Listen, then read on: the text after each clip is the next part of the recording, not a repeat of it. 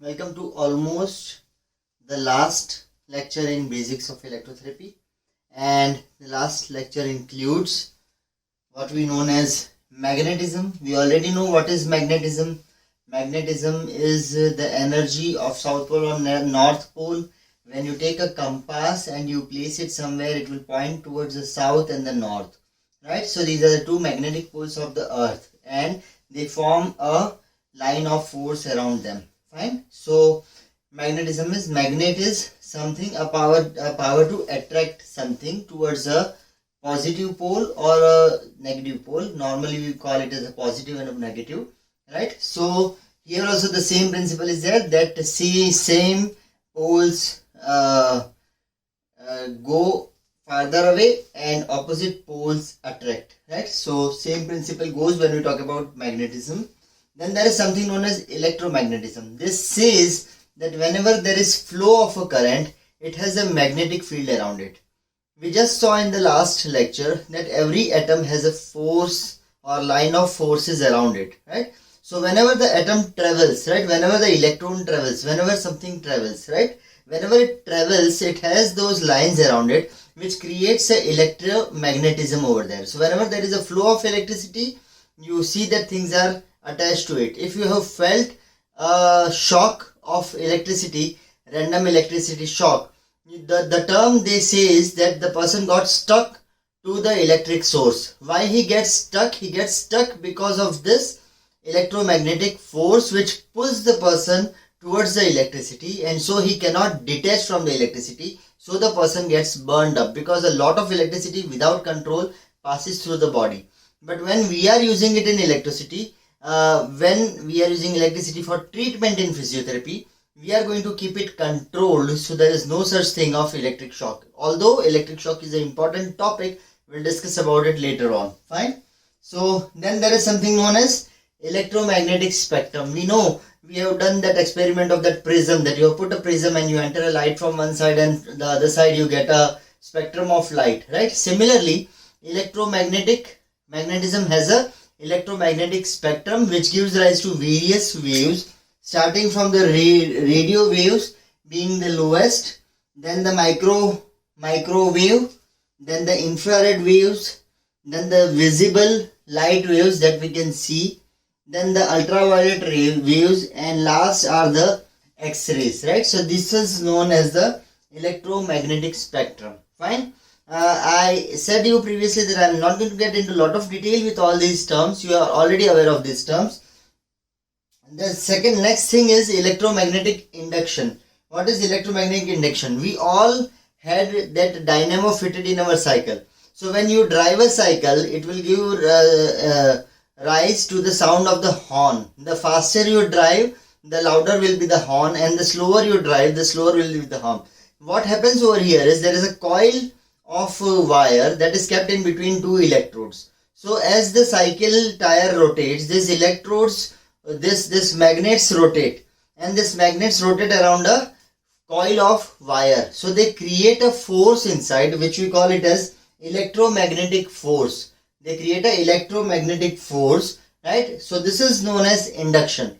Induction is creation of energy when a electrically charged cable, either it is kept in between the magnets, or when a magnets are rotated around a cable which is a conductor or a semiconductor. So this is known as induction. Then there is electromagnetic force, right? The force that is generated when with the current passing is known as the electromagnetic force. We are going to use the EMF for treatment in our patients. And then the last concept in this is the ultrasound. Ultrasound are the shortest sound waves, the mechanical sound waves that we use in treatment in physiotherapy, right? So what are ultrasound? Ultrasound are sound waves which are below the audible frequencies, right? The human ear can hear 18,000 decibels and more. So 18,000 hertz or something. I am not very sure about the number. I will confirm it to you. You can get it in any electrotherapy basic book. So this is all things have to be remembered, because you should know the basic. Now ultrasound, you have to understand the production of ultrasound, which is very much important. So whenever we talk about ultrasound and the production of ultrasound, you use a transducer. What is a transducer? It converts one energy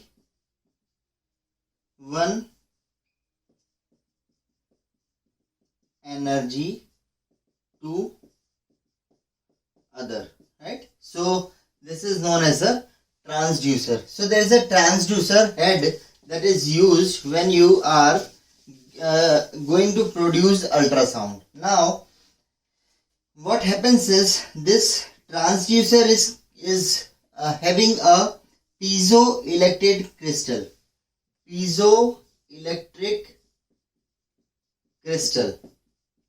What is a piezoelectric crystal is whenever a current is applied to piezoelectric crystal, it changes shape,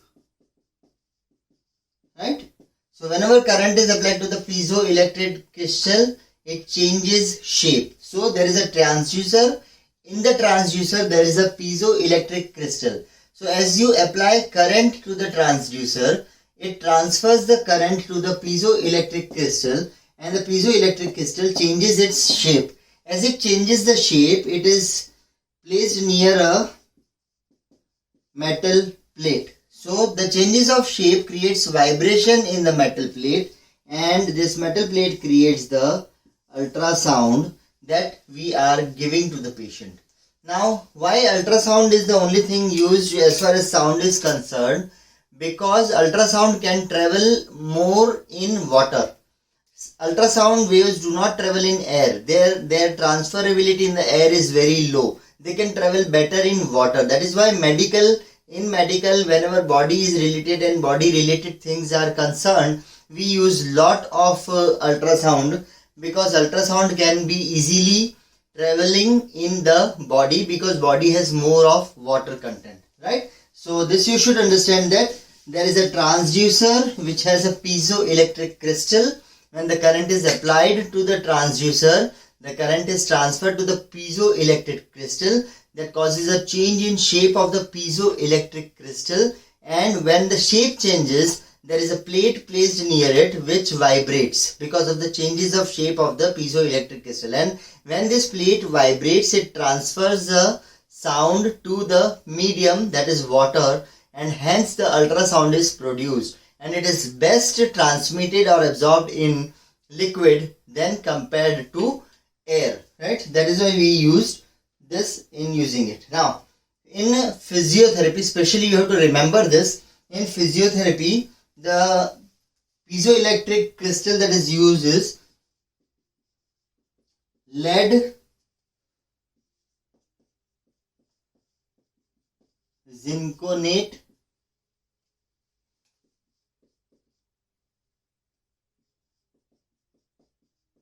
titanate. You have to remember this because this can be a question in a short note or multiple choice questions to you, that what is the crystal, piezoelectric crystal that is used to in creating ultrasound in physiotherapy. So the name is lead zinconate titanate. Now let us remember. Now I'll help you out by using the memory technique to even remember this, so that this is printed in your mind. Fine. So the first letter is L-E-A-D, lead, right? So you can remember it as lead, or you can remember it as a metal, right? Lead is a metal, so you can remember lead. Now second is zinconate, right? So you can relate it with that zin, right? So zin is a name of a Chinese guy. You can see a Chinese guy having this type of this, and he is having this this type of elevated eyebrows, and he is having a Chinese daddy. And this Chinese, what he ate? He ate the ice cream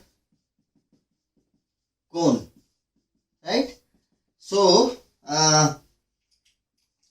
lead is a person who is looking, right? lead the metal or lead the WWE fighter, right? You can say lead as a WWE wrestler, right? So when the WWE wrestler sees that Zin, right? Zin is a Chinese guy. He ate the ice cream cone. So Zincon ate. Zin ate the ice cream cone. Who saw it? The wrestler saw it that Zin ate the ice cream cone. So what the wrestler did? The wrestler looking at him, he got so hungry that he ate his Titan watch, right? Ate, right? So who ate the Titan watch? Titan ate. Who ate the Titan? The lead. Lead is a WWE wrestler. Why he ate it? Because he saw Zin eating the cone, right? So lead saw Zin, cone ate. So it is lead, Zin, cone ate, and titanate. Fine. So you have to remember this, that lead, zinconate, titanate. Lead saw Zin who ate the cone, and so he ate the Titan watch, right? So saw lead eating the Titan watch in his mouth. See the wristwatch, big wristwatch, it is in his mouth and he is eating it, right? So you can make that picture in your mind. So you will remember this particular crystal. What is the name of the crystal?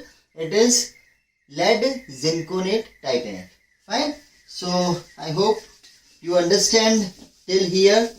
With this, we almost come to an end of the basic of electrotherapy. For further details, depending on your syllabus, you can refer books and you can upgrade yourself. Fine.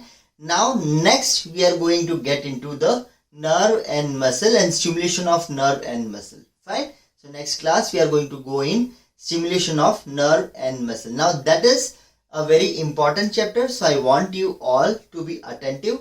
Keep a pen and paper with you. Brush up these basic concepts from your biomedical physics or your basic electrotherapy chapters, and in next lecture we are going to talk about the electrical properties of cells and tissue and effect of electrical stimulation on cells and tissues, right? That will be chapter 2, and again I'll divide it into small sections as I'm dividing this particular thing. So see you in the next chapter. Till then, bye bye. Have a great time. Do keep revising the things, otherwise you will forget it. These videos are always available. You can watch them again and again. You can use them whenever you want to. So, bye-bye. Take care. Have a nice day.